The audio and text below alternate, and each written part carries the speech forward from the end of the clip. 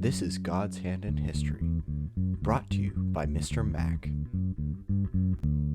This is J.B. Mack for God's Hand in History. This is podcast number 7 in a series of 34 podcasts we have on miracles of God that made it possible for America to be one nation under God. Today we're going to talk about miracle number 5. This is God canceling a British artillery barrage at Bunker Hill.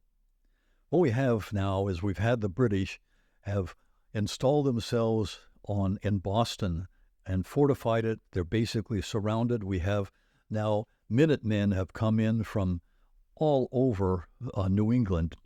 We have more men than the British have, and the British are upset. They're thinking, we are being defeated by these guys. These fellows come in on a road of pumpkins or something. These are just farmer colonists. How can they do that? We're going to have a counterattack. They noticed that up on Bunker Hill and Breed's Hill are kind of a series of hills, but call it Bunker Hill. The colonists have now taken the artillery that they have, and they've created a kind of a fortress, stronghold up on the top of Bunker Hill, and they've made fortifications off on either side of it. They have begun to fortify this hill so that they can overlook Boston and eventually maybe even assault Boston. But this is a real threat to the British. They say, how can they do this? The audacity of them to create this fortification over there, and they decide they're going to assault it. So the British get in their boats, and they land troops. They land over 2,300 troops right on the shore below Bunker Hill, and they have all of their artillery and their mortars and everything. They bring them with them, and what they're going to do, their plan is to fire their artillery up there and blow that fortification off the top of the hill, devastate the colonial troops, win it like that. Well, God had other plans. They start to load up their cannons, and they find out, oops, we brought the wrong size cannonballs. Their cannonballs won't fit in the artillery. The artillery barrage isn't going to happen. I mean, how would you do this? Can you imagine you're operating an army and you're the artillery fellow, and you decide that I've got maybe 2-inch cannons and 3-inch cannonballs or vice versa? But that's what happened. God caused that to happen. So at Bunker Hill, they says, we got to assault. So they had their first assault headed up the hill, and you know the Battle of Bunker Hill. They charged up there. Well, they didn't charge up. They marched up. They were shoulder to shoulder to shoulder lines of these British soldiers, the redcoats, coming up the hill. And up on the top of the hill, the colonials in charge said, don't fire till you see the whites of their eyes.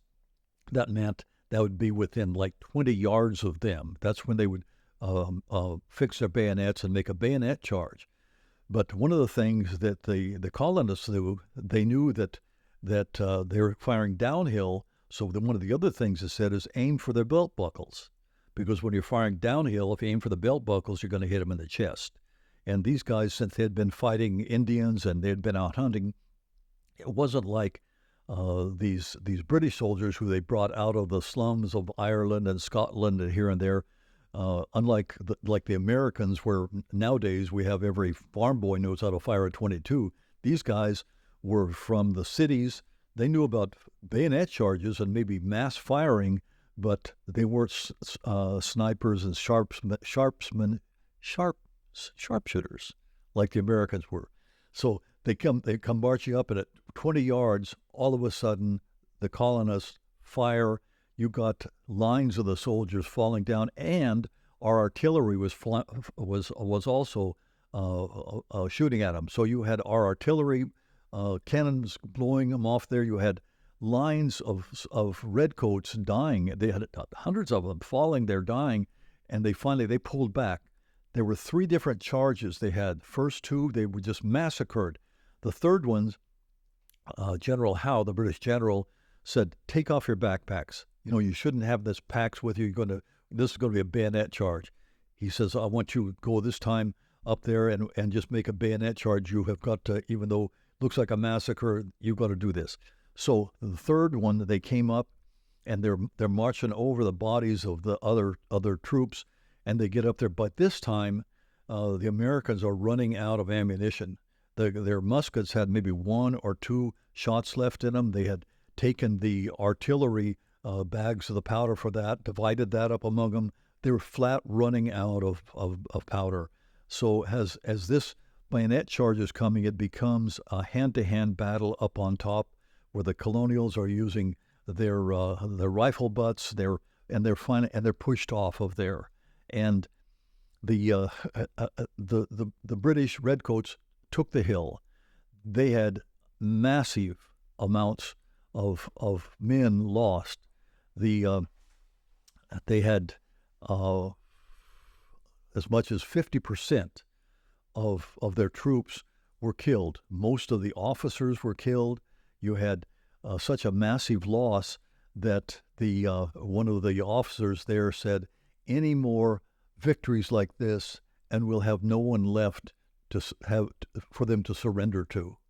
This is one of the main battles that started the war, and it was because God had stopped the artillery barrage. We may have lost the colonials, may have lost the hill, but basically we won the battle thanks to God. This is J.B. Mack for God's Hand in History. Going to bring you miracle number 6 next week. Tune in, and God bless you. Remember, truth will be heard.